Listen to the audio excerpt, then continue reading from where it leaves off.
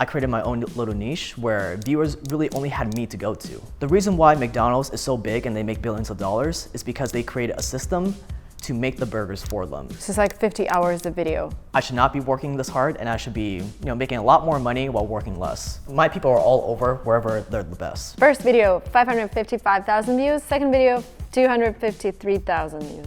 So we've definitely created a system that's pretty repeatable. You're building like the whole media empire here. If anyone can really, make the same videos that me and you make, why isn't everyone successful? Meet Jake Tran. He runs multiple faceless YouTube channels. He's a popular YouTuber and entrepreneur. He makes videos about political power, the dark sides of big businesses, true crime, and videos about how to recognize crypto and corporate scams. I really appreciate that on his channels, Jake covers American issues that I see as an immigrant. For example, he made this video about the problem of food served in American schools, and it's a really serious problem. This video got almost 3 million views, and hopefully we'll see some change, because as a mom, I'm really worried about what my kids are gonna eat at schools here. I met Jake back in 2021, and he was the first creator who I met who had a faceless channel, and of course, I became quite interested because I run a company where we teach people languages, and I always thought that a language channel without a face could be something, could be a great resource for students, and also a great marketing tool for my company. So in this conversation, I wanted to dig deeper into the processes that Jake has in his company to see how I, and also you, could potentially build a faceless channel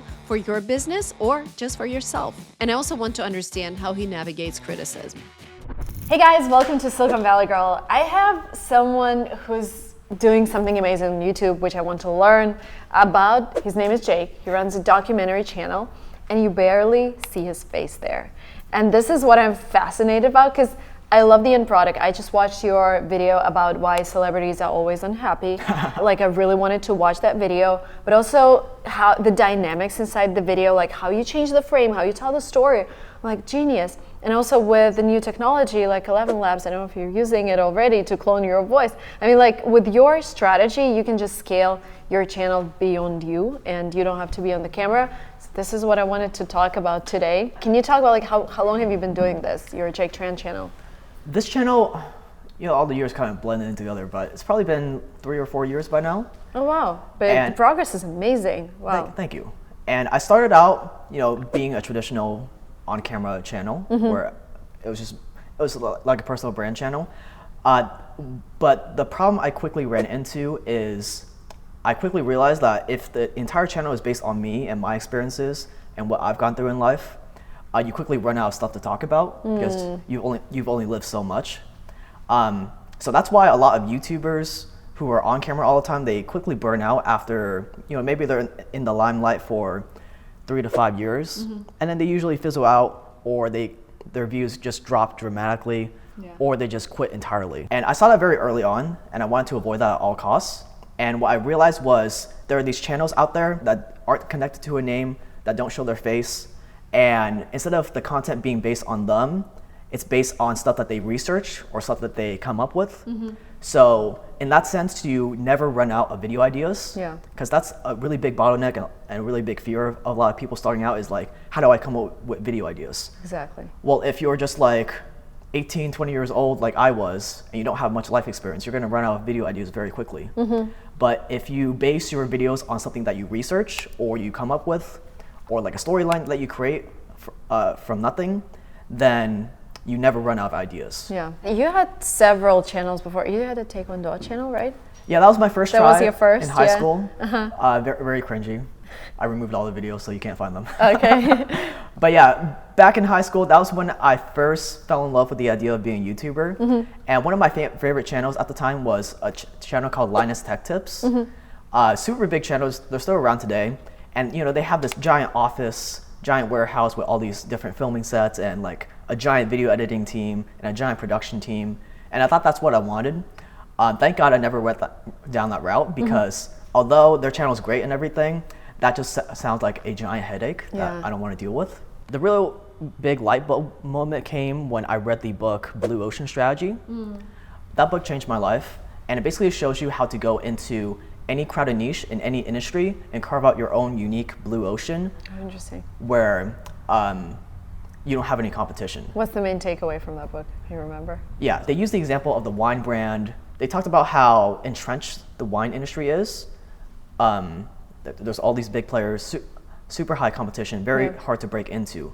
So how do you break into it? Well, this brand that I can't remember right now, they basically looked at all the factors of the wine industry, how complex the flavors are, how pretentious the labels are, all these different factors. And then they looked at what all the big players are currently doing, and then they just looked at all those factors, thought about what they wanted to keep, what they wanted to remove, and what they wanted to change entirely. And the result was this very super unique brand that just went viral in a super crowded niche.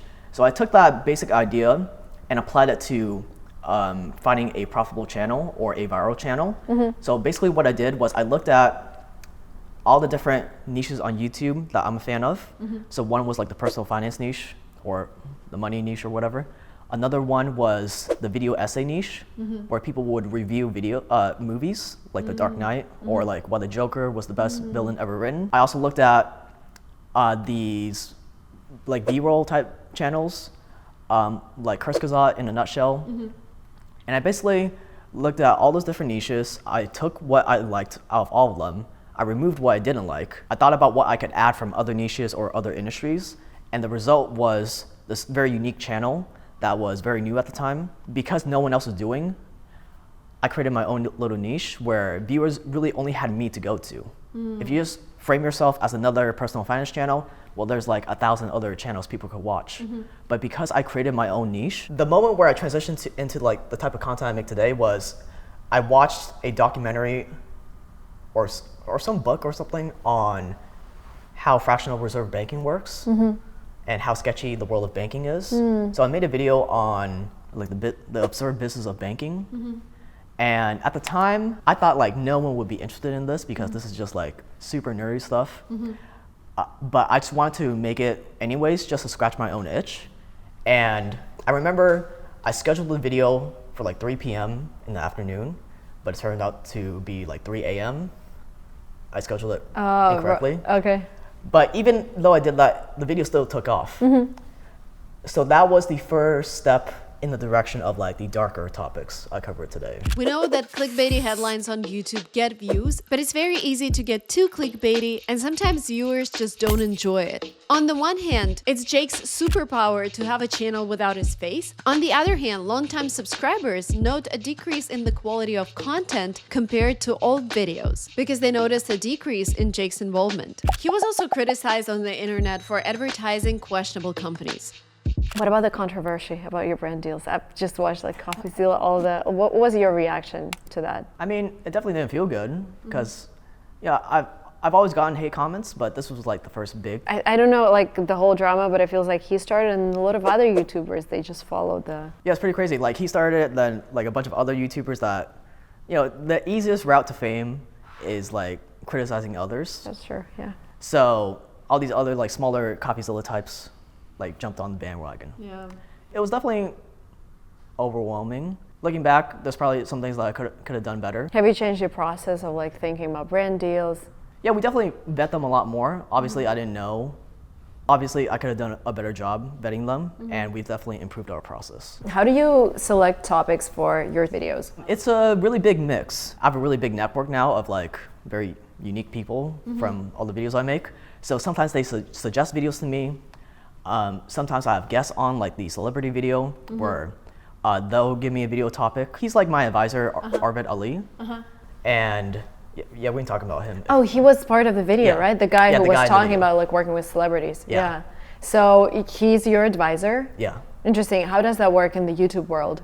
It's not like an official YouTube thing. So he reached out to me as I was blowing up because he was a fan. So one day I just get this random email. It says, like the president of Jordan Belfort, the Wolf of Wall Street. And it says, hey Jake, big fan of your videos. Let me know if you have time to chat today. Wow.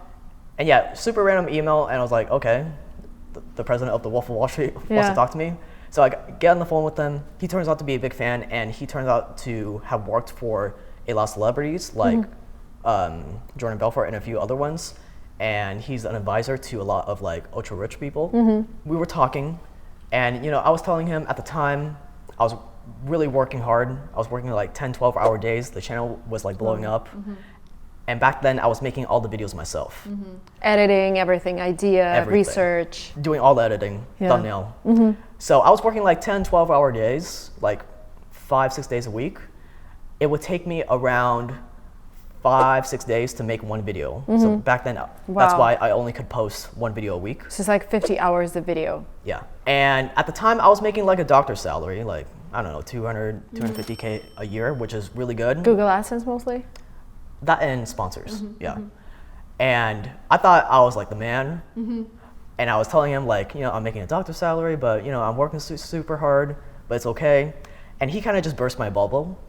And he said that I should not be working this hard and I should be, you know, making a lot more money while working less. And, you know, my instant reaction to that was like, yeah, sure. Yeah. Wouldn't everyone want that? And he explained to me that I'm doing it all wrong and that, you know, why is McDonald's so successful? Is it because they make a better burger? Well, no, because there are thousands of places out there that make a better hamburger than McDonald's. The reason why McDonald's is so big and they make billions of dollars is because they created a system to make the burgers for them. So that anyone can buy a franchise and they just get that system pre-made and it just works. He explained it like, I'm like the small burger shop right now or the small business owner where I think that no one can make the videos better than me, no one can write the videos better than me, no one can serve my customers better than me. It's like the artist mindset. Like, yeah. Who could do it? Yeah. So he explained it to me like that, and that if I stick with this route, I'll eventually burn out, like most YouTubers do, and I'll never be able to like scale my income. So he told me that I need to find a way to create a system just like McDonald's that creates the videos for me while maintaining the quality. And he explained to me like how I should go about doing it. And at first I was very resistant, as any like artist type would. Yeah. But you know, I swallowed my pride and I just like did what he told me to do, and I slowly started outsourcing the production of the videos. And I started, you know, really small, bit by bit. I think the question of growth is crucial for every creator who started a channel by himself. So there are basically two ways to grow on YouTube: to build a media company and scale to multiple channels, or to continue working on the same channels. Creators often choose the first way because they're confident that they will be able to repeat their success with current resources. But in reality, there are many risks here. For example, the audience will not accept the new format or a new face. And also, you can't predict how your audience will react to the fact that you participate less. And as we see, long-term viewers definitely notice decrease of attention of a creator to his main channel. Jake was able to build multiple huge faceless channels and build a team around them. So how did Jake start delegating? So the first step was hiring an audio editor because I thought that was the easiest part to outsource because you're just dealing with audio. So I did that. That saved me probably like an hour a week. And then what I did next was, I think, hiring a video editor. And you know, my videos are very complex, so that was very intimidating for me. How do I train someone to, you know, do the super complex video? So I took it one step at a time. I had them start by editing just the easiest part of the video. So at the time, I would like show up on camera for the last 30 seconds. So it would just be a simple A-roll edit. So I trained someone to edit just that like 30-second clip at the end. Once I was confident in that and I saw that they were doing good, and they were doing just as good as me, I would slowly scale that up to like the last minute of the video. And then once I made sure the quality was good, I scaled it up to like the next 2 minutes, and eventually the entire video. And I kind of just repeated that process for the rest of the production process. Next was probably, I don't know, thumbnails or something. But yeah, I eventually— What about research? Now I have a lot of writers that do all the research for me as well. How did you find them? There's two routes. So if a YouTuber ever gets over that hump of actually, you know, hiring people, the main route most YouTubers will take is, you know, they'll hire one person, like one jack of all trades that just learns how to do everything. And then their entire business becomes reliant on that one person. Yeah. So it's a very fragile situation to be in. I did not want that, but the problem is there's no industry of like YouTube scriptwriters out there, so you have to train them from scratch. Yeah. So most people you find online that are writers, they've probably written a lot for blogs or SEO articles. So you have to take those people and just train them to write your videos for you. So you train them how to come up with like a captivating intro and then how to tell a story. Exactly. So you did the whole learning thing for them. Yeah. Okay. Can you talk about like how much it costs for you now to produce a video and how many people work on a video? I'd rather keep that on the down low. Okay. But like, okay, is your staff, are the people here in the US or you hire remotely? So back to that channel, Linus Tech Tips, you know, they had like this big studio, with all these in-person people. And originally that's what I thought I wanted. But what I found is that statistically speaking, there's 7-8 billion people on the planet. There's a very low likelihood that the best people are going to be in your geographical area. That's true. So my people are all over wherever they're the best. It doesn't really matter. Is every video profitable for you now? Okay, so it covers the team. How do you select, like you probably have like 100 ideas all the time. How do you select the one that you're going to work on? That's a good question. After a while, you build up some intuition, like what will go viral and what won't. By now, we've come up with a few different series that we always repeat on the channel, like the rich people depressed series that we're doing right now. It's doing so well, right? I got recommended that video like many times before I actually watched it. So good to know. So yeah, we have a few different series like that. So that makes it a lot easier too, where if you have a successful series already, you can find another video topic that aligns with that series. Yeah. So that's another way, and I think that's it. And then so you come up with a topic, write a script. Then B-roll. Does the editor come up with B-roll or you tell them where to take, like how does that work? So by now, our editors are familiar with our editing style and what types of B-roll we typically use. So I don't have that much input anymore. If there's like one line where I want to specifically show this thing on screen, I'll tell them to do that. But they're like pretty autonomous on their own. Do you watch the final version of the video before posting? Yeah, I still do, just because I found that where I add the most value in this entire system that I've created is, you know, the video ideas and making sure, I'm kind of like the master chef. I make sure the food comes out good. Do you have any other channels or is just the one that you're running? So we have the Jake Tran channel, 1.8 million subs. The channel I'm most excited about is called Evil Food Supply. Documentaries exposing how bad our food system is today. It's blowing up. Definitely the fastest channel, growing channel in that niche. And there's nothing like it. Let me take a look at it. Evil Foods channel? Evil Food Supply. Wow, it's growing super well. That's exciting. And you just started it and basically every video has done really well. Yes. What was your intuition behind this channel? How did you come up with it? I literally just reapplied the same strategy that I came up with to come up with my niche and applied it to here. So I looked at the food niche or like the health nutrition niche. I saw all the gaps in the marketplace for that. Like at the time, the food niche was the alternative nutrition health niche. It was either, you know, old white doctors like Dr. Eric Berg. Like I'm sure he's a great guy, but that's like usually most of the influence there in that regard. The other ones were usually like these white girls that appealed to like the female crowd. So there was no high-end premium documentary channel making the videos the way I make videos. So I saw that gap. And then, so we have that channel. We just launched a third channel. Oh yeah, so that channel we launched early this year, over 250K subs. Videos are blowing up. So really proud of that one. Is it your voice there? No. Okay. Voiceover actor. Nice. So it's no longer you, it's just the whole team. And we just launched a third channel recently called How to Get Away With It. Wow, 2 videos, 15K. First video, 555,000 views. Second video, 253,000 views. Wow. So we've definitely created a system that's pretty repeatable. It looks like the idea of having multiple channels without your face really works if you approach it in a smart way. It minimizes emotional burnout and allows you to release more content. But of course, you will need to be able to scale and monetize this without losing the quality. Going back to Linus Tech Tips, he had like a bunch of channels. So that was always in the back of my mind, like I wanted multiple channels. But on top of that, the practical purpose of it is that you have less risk. You're not entirely dependent on one channel, so there's less risk involved. I kind of like having different channels in different niches that have like their own set of videos that we can make for them. That makes coming up with video ideas easier. And then we can also, it's also a lot easier to post, you know, a video today on one channel and another video today on another channel, and you'll still get a lot more views versus if I post 2 videos in one day on my main channel. Yeah, that's true. So yeah, there's a lot of benefits to it. What's the strategy with your channel? Because it looks like these two are doing even better than your main channel, right? Yeah, The strategy with my main channel, it's kind of like the center of everything. That's where I experiment a little bit more with different video ideas. Yeah, I kind of use it for experimentation, that kind of thing. Okay. And do you plan to go into the short video niche as well?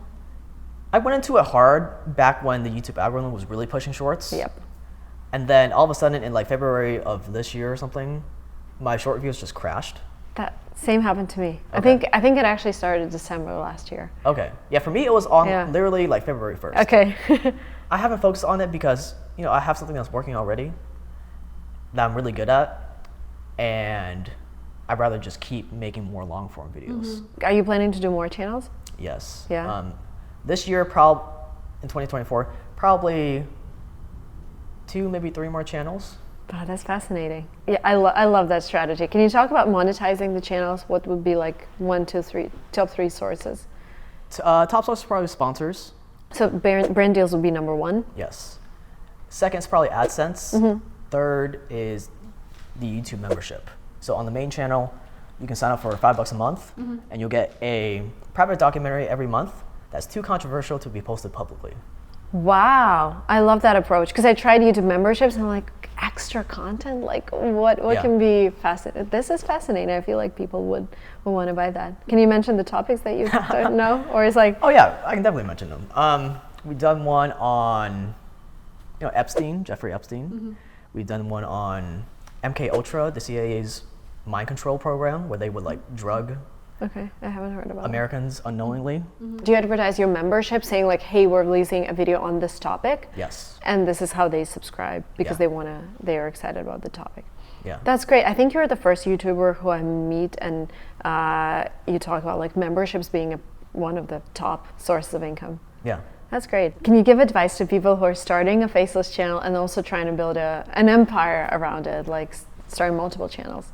I think one of the best advice that I could give is, number one, you know, nothing that I do or you do is impossible. It's not like we're trying to discover a new particle or launch a rocket into space. Yeah. We're literally just making videos. And everyone watching this, you guys all know what videos look like. You watch it all the time. Everything that me and you do, it's far from impossible. I think that's the first thing people have to keep in mind. And then the follow-up question to that is, if anyone can do this, if anyone can really, you know, make the same videos that me and you make, why isn't everyone successful? It's because people don't have a strong enough why. Because if you have a strong enough why, where you like fully believe with every ounce of your being, like I need to be successful with this, or I need to have a profitable faceless channel. If you have a strong enough why, you'll figure out all the granular details. Exactly. So for me, you know, I grew up poor and all the other stuff. So that was a big motivating factor. I wanted to take care of my parents. Yeah. I wanted to like, you know, prove all the doubters throughout my life wrong. So people have to find like their own internal why that will like push them through all the times that suck. That's great. Great answer. Can I ask the last question about your watch? It looks great. What is it? It's called from a brand called GP, Gerard Parago. And it's a skeleton rose gold watch that I got for 1 million subscribers. Wow, it looks great. Thank you so much. It was super useful. I'm doing this because I also want, like, I have a YouTube channel where I talk about languages. So I'm starting different channels like TOEFL, GMAT, like all of the standardized tests that people take. And I'm learning from you, from Charlie, how to build that. Yeah, feel free to reach out if you have help. And I think your situation is great because language is inherently a more like content thing. Yeah, there is a lot of content around language. It's just a different type of audience, not too many brand deals, but we have a course that we can sell. Yeah. Yes, I decided to jump on a call with Arvid to ask him all the questions because Jake was telling me so much about you, so I just needed to chat with you for this video.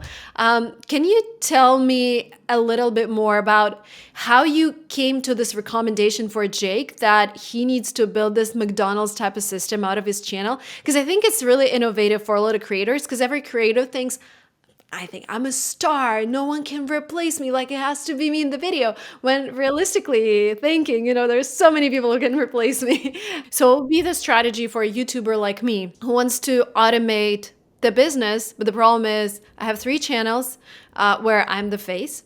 And there's like, I don't see any viable way? How can I exit them right now? So what would be your strategy for YouTubers like me who build their whole media empire on their look? Yeah, so I think I would just take it one step at a time. So I wouldn't like jump the gun and just completely take yourself out of videos and hope for the best type thing. It's more like, okay, let's start with everything on the back end. So do you have courses that you sell? Do you have a team of video editors? Like, how involved are you really on the back end side? And most YouTubers that I know, they're a little bit too involved, especially when it comes to the research and script writing side. So every single thing you can do on the back end, that's the first thing that I would focus on. And I've rarely found a YouTuber that's just purely, just shows up, says what he or she needs to say and leaves.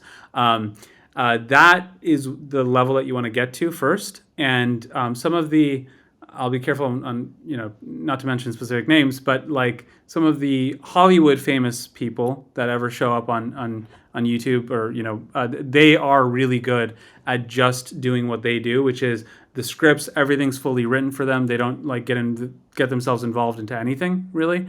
And so you want to get to that place first, which is like, can you just show up, and was all the research given to you? Was the format at least given to you? And I definitely would take acting classes for YouTubers that haven't.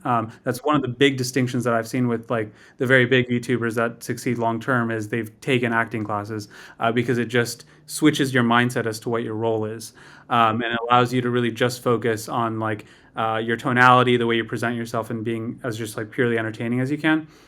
Once you get to that phase where you're really just showing up just on the camera when you need to, then phase 2 is like, okay, can I adjust my video a little bit so it's not as much about like me talking into the camera? Maybe you show other people talking to the, you show other individuals, or you're talking, you're doing a voiceover over parts of the videos. It's not just you showing your face all the time.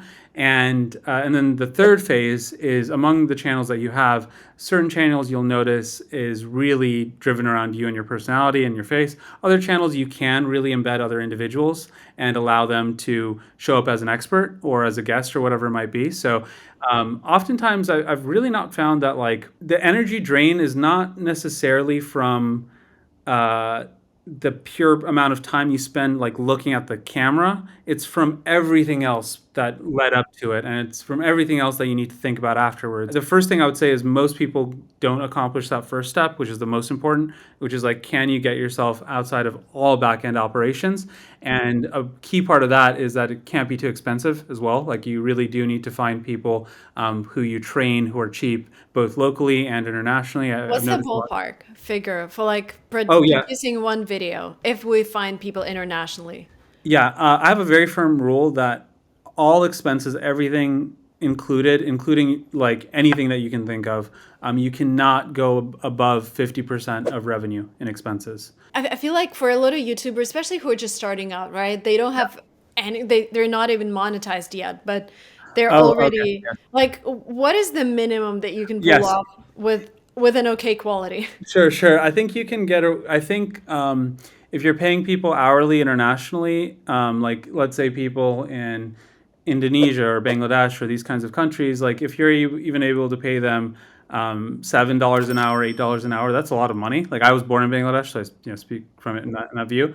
That's a lot of money that they can be very grateful for. And the key thing is that they tend to be very trainable. They might not be the best starting, but they take feedback really well, and they'll keep improving if you can give them good feedback. So I tend to prefer usually Indonesia, Bangladesh. South Africa tends to be good, especially for the research and script writing side. Eastern Europe tends to be really good for the thumbnail design, especially. That's where a lot of people go for thumbnail design. And thumbnails, they're not expensive, $25, $30. So at the end of the day, you can have a very good video, and a few $100s. Like, I think if you take your effort plus a few $100s, you can start to have really good videos, maybe $1,000 max, but it really shouldn't be costing way too much money. But I think where you can save money is if you focus on people who are pretty cheap to begin with, expect that their first draft might not be the best, but really focus on giving very specific feedback and seeing if you can improve upon that. And that is one other recommendation is initially you need to expect that like for every 5 people that you try, only one person is really going to be good for you. Ideally maybe two, but like you need to give it a shot with 5 people with the same project. So the way that we test people is we will let's say for a thumbnail, it's like you'll give very specific instructions to 5 different thumbnail designers, see which of those 5 really produce the right thumbnails, and then you might give a second, feedback, and then see who's really good at taking feedback. Same thing with the video editing. You don't want to give a whole video, just the first 30 seconds, first 60 seconds, just test people out and see what they can produce. Thank you so much, Arvid. Yeah, That was thank you. amazing. Yeah, awesome. And Well, that thank was you so much. super useful. And Thank you. then, And hopefully, yeah, I will start implementing your advice because yeah, it's amazing. sounds good.